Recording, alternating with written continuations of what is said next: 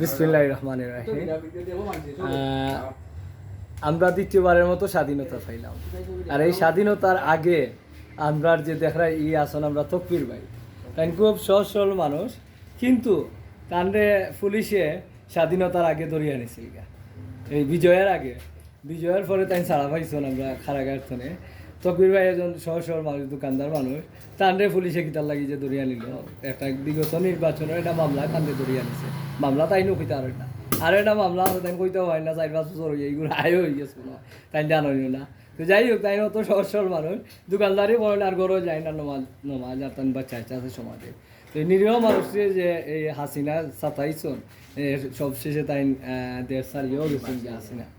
তো যাই হোক, আমরা তকবীর বাইরে দেখাইলাম, আমরা লগে আরো ভাই আসন, অনু আরো ভাই আসন, কেন আরও আসন।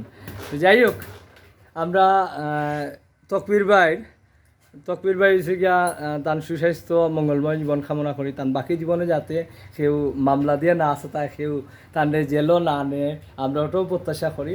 আমরা স্বাধীন দেশ, আমরা স্বাধীনভাবে কথা কইমু, স্বাধীনভাবে তাহমু, স্বাধীনভাবে ব্যবসা বাণিজ্য করবো। আর কোনো সরকার, শেখ হাসিনা সরকার তো গেছে, এরা আর কোনো সরকারে যাতে তকবীর ভাইয়ের মতো মানুষে আর ছাতায় না, আর জেলও নেয় না, আমরা ওটাও প্রত্যাশা করি। ধন্যবাদ।